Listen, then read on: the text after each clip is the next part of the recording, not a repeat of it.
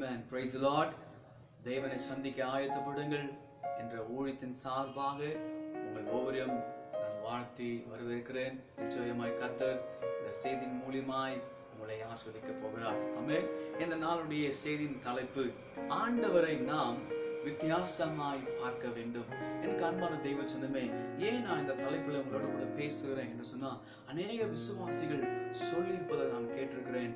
ஆண்டவர் என் கூட இல்லை, ஆண்டவர் எங்கள் ஜெபத்தை அவர் கேட்கல, ஆண்டவர்களை கைவிட்டுட்டாரு அப்படிலாம் அநேகர் சொல்லியிருக்கிறத நான் கேட்டிருக்கிறேன். எனக்கு அன்பான தெய்வ சொன்னமே, ஒருவேளை நீங்க அப்படிப்பட்ட ஒரு நிலைமையில சோர்ந்து போயிருந்தால் நான் சொல்லுகிறேன், கர்த்தர் உங்களை ஒருபோதும் வெறுக்கவும் இல்லை, உங்களை கைவிடவும் இல்லை. எனக்கு அன்பான தெய்வ சொன்னமே, லிமிட்டேஷன் புலம்பல் 3வது அதிகாரத்துல 31 வசனம் என்ன சொல்லப்பட்டிருக்குது?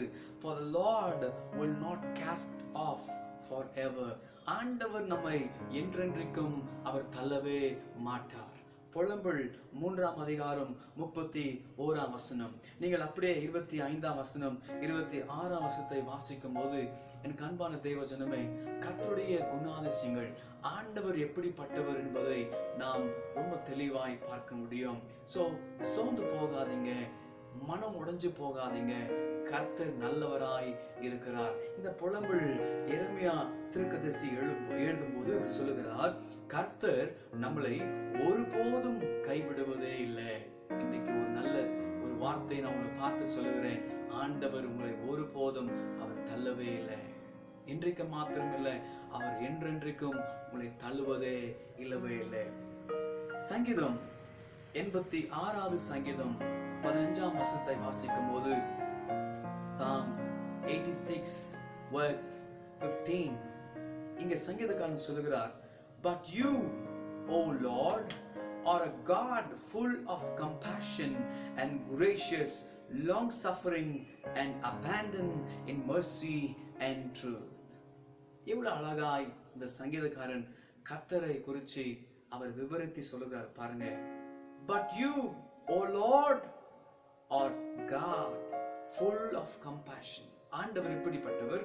அவர் முழுமையும் இரக்கம் நிறைந்தவராய், கிருபை நிறைந்தவராய், நீடிய சாந்தம் உள்ளவராய், அவர் தயவும் சத்தியம் நிறைந்தவராய் இருக்கிறார் என்று இங்க சங்கீதக்காரன் சொல்லுகிறார். எனக்கு அன்பான தெய்வ ஜனமே, ஆண்டவர் எப்படிப்பட்டவர்? ஆண்டவரை வித்தியாசமாய் இந்த நாள் நீங்கள் பார்க்க முயற்சி செய்யுங்க. Look God in a different way. He's a loving God.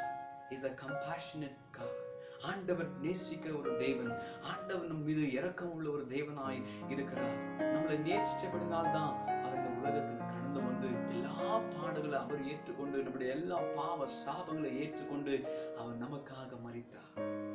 வேதம் சொல்லப்பட்டது, உலகம் கொடுக்கிற சந்தோஷம் சமாதானம் அல்ல, நான் என்னுடைய சமாதானத்தை கொடுக்கிறேன். I give my peace. Who can tell in this time? யார் சொல்ல முடியும் இப்படிப்பட்ட நேரத்துல? ஆனா கர்த்தர் சொல்லுகிறார், என்னுடைய சமாதானத்தை நான் உங்களுக்கு கொடுக்கிறேன். எனக்கு அன்பான தெய்வ ஜனமே, ஒருவேளை நீங்க சோர்ந்து போயிருக்கலாம், உடைஞ்சு போயிருக்கலாம், சமாதானம் இல்லாம இருக்கலாம். இன்றைக்கு கர்த்தர் உங்களோட கூட பேசிக் கொண்டிருக்கிறார். அவர் உங்களை ஒருபோதும் கைவிடவில்லை.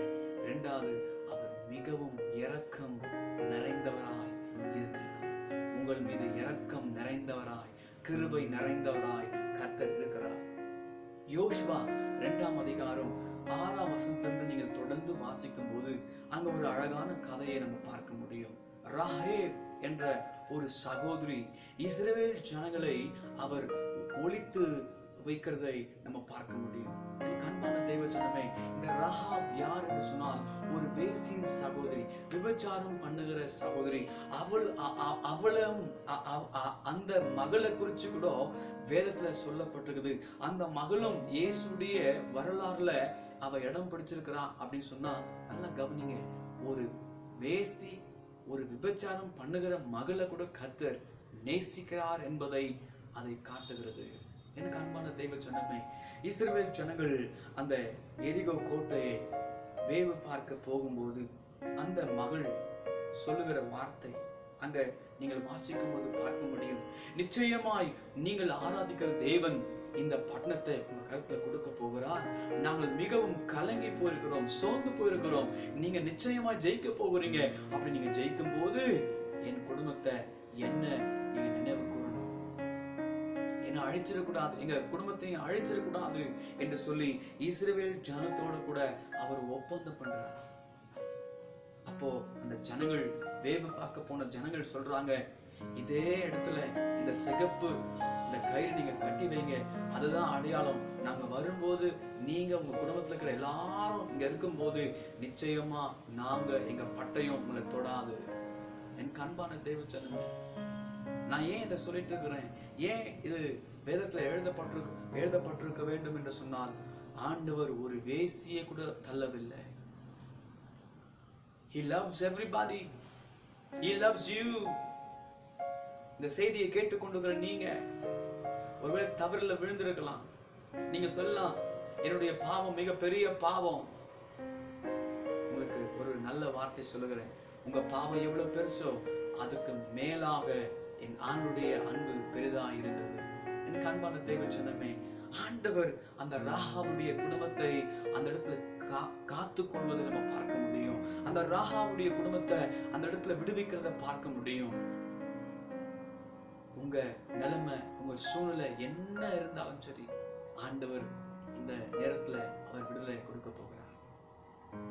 நிச்சயமாய் ஒரு அற்புதத்தை நீங்க பார்க்க போறீங்க. ஆண்டுடைய பிரசனம் இப்போது இந்த செய்தி கேட்டுக்கொண்டிருக்கும் போதுவே உங்க உள்ளங்களை நிரப்ப போகிறது. உங்க அறையை கர்த்தர் நிரப்ப போகிறார். You are not neglected one. நீங்க தள்ளப்பட்ட ஜனங்கள் அல்லவே அல்ல. நீங்க தள்ளப்பட்டவர்கள் அல்லவே அல்ல. அன்பான வாலிபர்களே, நீங்க தள்ளப்பட்டவர்கள் அல்லவே அல்ல. ஆண்டவர் நேசிக்கிறார். God loves you. Jesus loves you. ஆண்டவர் உங்களை நேசிக்கிறார். வசனம் சொல்லப்பட்டிருக்குது, அந்த இஸ்ரவேல் ஜனங்கள் அந்த எரிகோ பட்டணத்தை சுகந்தரிக்கும் போது அந்த மகளையும் அந்த குடும்பத்தையும் கர்த்தர் காத்து கொண்டார். ஏசாயா 49 அதிகாரம் வசனம் 15-16 வாசிக்கும் போது, தாய் தன் பாலகனை மறந்தாலும் நான் உங்களை மறக்க மாட்டேன் என்று கர்த்தர் சொல்லியிருக்கிறார். என் அன்பான தெய்வ ஜனமே, ஆண்டவர் மறக்கிறவர் அல்லவே அல்ல.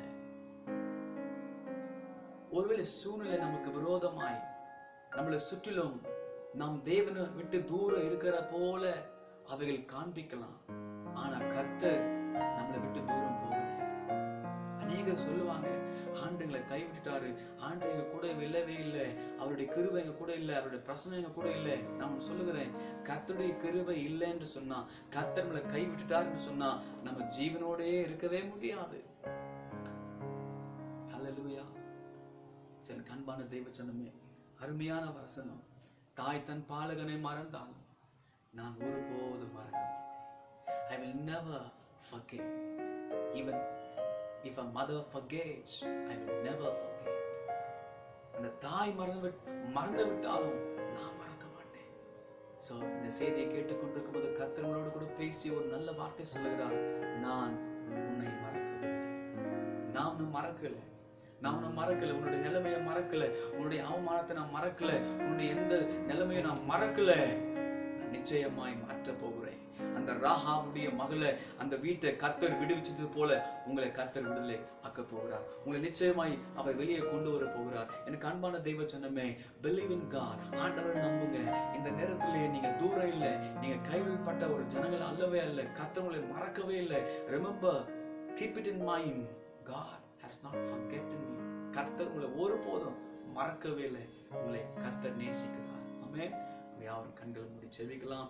நிச்சயமாய் கர்த்தர் உங்களை ஆஸ்வதிக்க போகிறார். ஆமென். Praise the lord. எங்களை அதிகமாய் நேசிக்க நல்ல ஆண்டவரே, இந்த நல்ல நேரத்துக்காய் ஸ்தோத்திரம். நீர்களை ஒருபோதும் மறக்கவில்லை என்ற வார்த்தைக்காக நன்றி. இதை பார்த்து கொண்டிருக்கிற கேட்டுக்கொண்டிருக்கிற ஒவ்வொரு உள்ளங்களை குடும்பங்களை ஆசீர்வதிங்கப்பா. உங்க பிரசனம் இப்பவே உங்கள் மீது இறங்கட்டும் சுவாமி. ஆண்டவரே, நீங்க எனக்கு வாக்குத்தத்தம் பண்ணிருக்கிறீங்க, நான் உன்னை கைவிடுவோம் இல்லை, நான் உன்னை விட்டு விலகி போவதுமே இல்லை என்று எனக்கு வாக்குத்தத்தம் பண்ணிருக்கிறீங்க சுவாமி. இப்போது எந்த நிலைமை எந்த சூழ்நிலை இருந்தாலும் அவைகள் இயேசுவின் நாமத்துல மாறட்டும் என்று சொல்லி நான் ஜெபிக்கிறேன். ஒவ்வொரு குடும்பங்களை ஒவ்வொரு வாலிபர்களை நீர் எழுப்புவீராக. சூழ்நிலைகள் மாறட்டும். இயேசுவின் கிறிஸ்துவின் நாமத்தில் ஜெபிக்கிறோம்.